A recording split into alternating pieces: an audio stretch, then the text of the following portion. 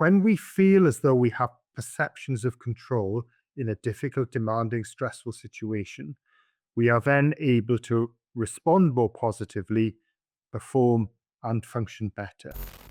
So if I just pick up on the concept of thrive and crumble and talk about some of the work that we've done at Manchester Metropolitan University, where we've really been interested in exploring the particular nuances of the stress response that indicate whether someone is challenged by it, the thriving, or whether someone is threatened by it, the crumbling.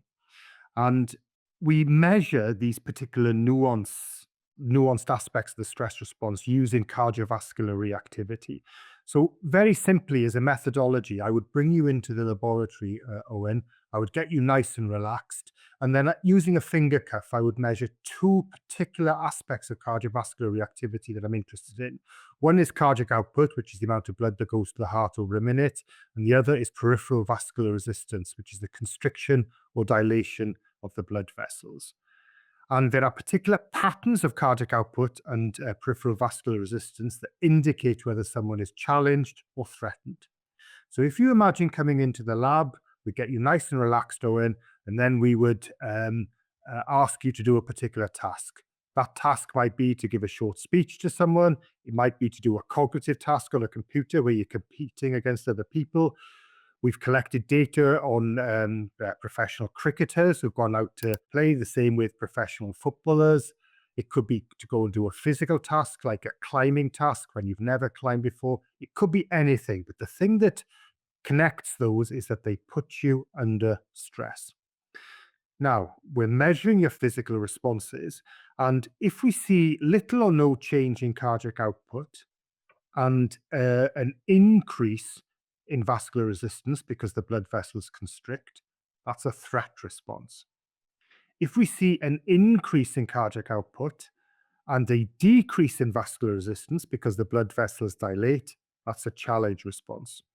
And the important point about this methodology is that we're able to measure in a laboratory setting whether someone is likely to thrive or likely to crumble, whether they're challenged or whether they're threatened, whether they have that positive eustress or that negative distress.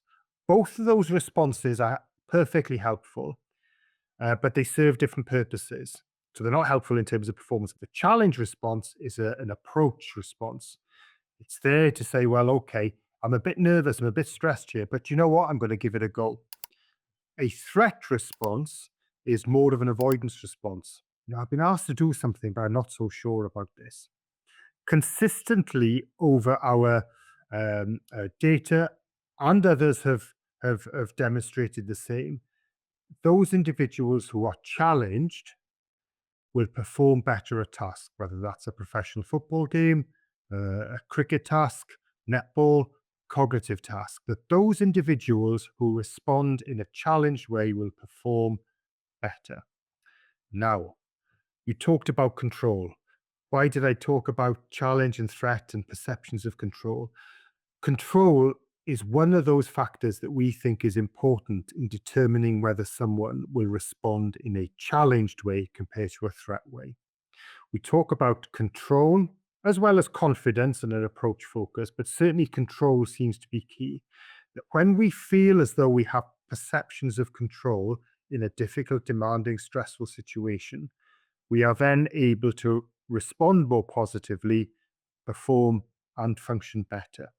And if we go back to what we think chronic stress is, this accumulation of repeated bouts of acute stress, we think that responding in a challenged way is better over time for levels of chronic stress, both in terms of the physiology, dilation of blood vessels rather than constriction, but also in terms of the experience of stress that people would have over time. So it's a better stress response to be challenged than it is to be threatened. And control is an important part of that.